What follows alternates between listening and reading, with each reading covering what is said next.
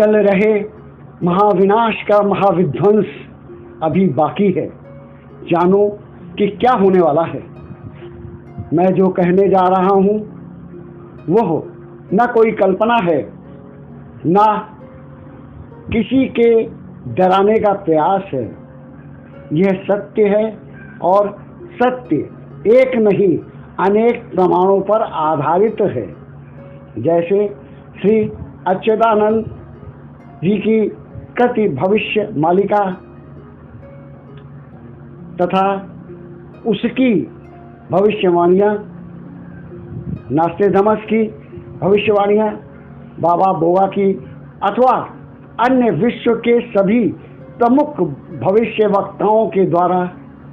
दूसरी बात यह है कि जब से सृष्टि है, जीवन है, तब से ही सृजन एवं विनाश का यह खेल रात और दिन के चक्र की तरह निरंतर चल रहा है और निरंतर चलता रहेगा।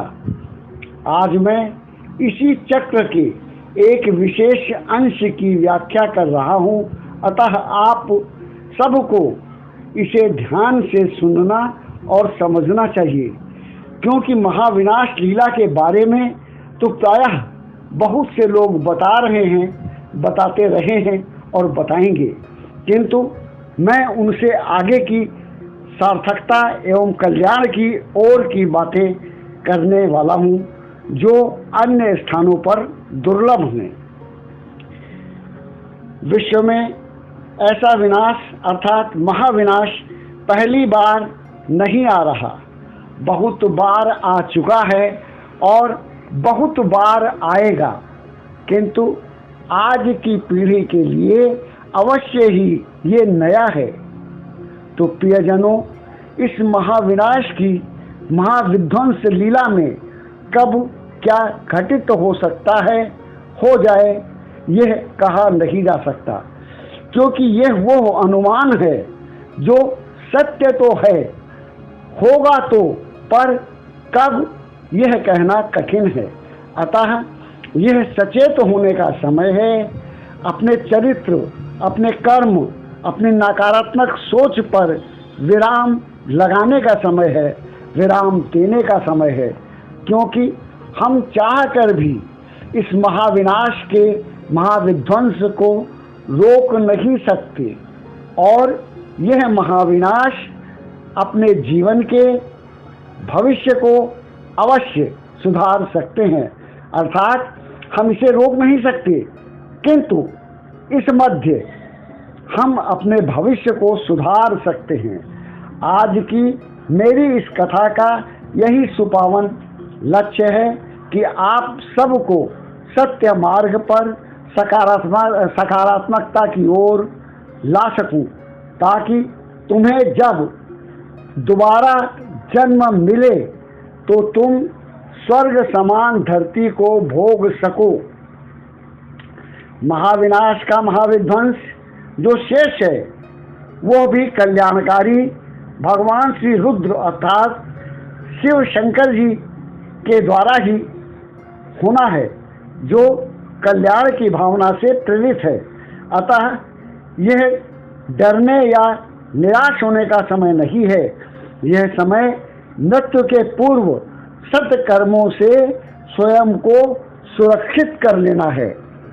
और प्रियजनों, यह एक बात, यह एक सत्य निश्चित जान लो कि जब से सृष्टि हुई है तब से लगातार एक निश्चित अवधि पर पुनः महाविनाश आता है। महाविनाश के बाद पुनः सृजन नव रूप में पुष्पित पल्लवित होता है। यह सदा सर्वथा का नियम रहा है और आगे भी रहेगा। अतः अब हमें सचेत होना है।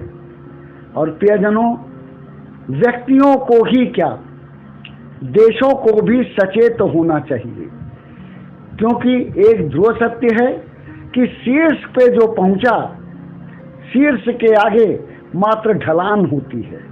अतः आज के जो देश शीर्ष पे हैं उनको अब नीचे उतरने का, नीचे गिरने का समय आ रहा है। ये विध्वंस उनको नया पाठ पढ़ाने आ रहा है, उनको नई शिक्षा देने आ रहा है। इसी के साथ जो कुरीतियाँ, जो खराब बातें, जो भी असत्य, अधर्म, अन्याय संसार में व्याप्त हो चुका है, उसे नियंत्रित करने का, उसे मिटाने का भी यही अवसर है, यही समय है। और ये महाविनाश अपने महाविध्वंस के लीला के द्वारा यह सब करने वाला है। यह सृष्टि का सहज नियम है, हमेशा से होता आया है, हमेशा होता रहेगा।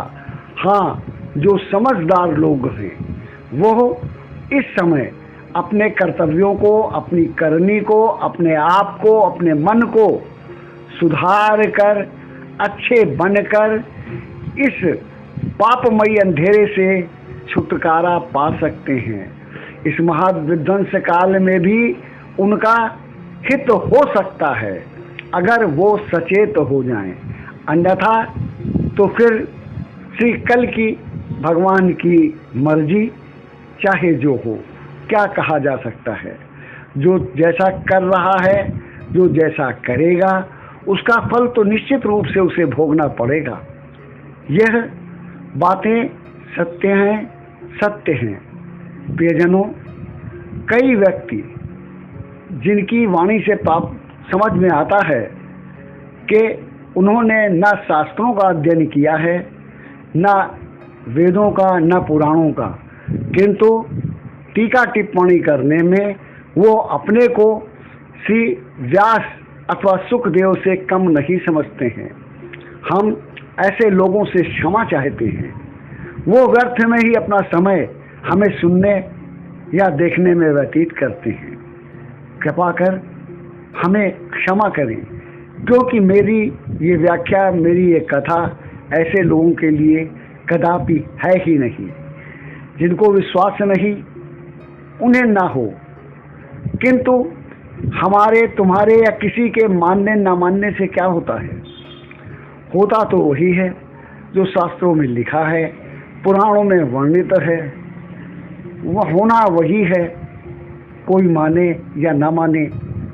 सतयुग में भी कुछ लोग थे, नहीं माने। क्या हुआ? क्या हुआ हिरण्यकश्यप का? क्या हुआ त्रेता के रावण का? क्या हुआ द्वापर के कंस का?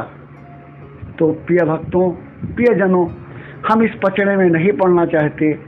और अब माँ पद्मा एवं माँ रमा को प्रणाम कर, उनके साथ ही भगवान श्री कल्कि को बारंबार प्रणाम कर इस कथा को यहीं विश्राम देता हूँ। जय माता की।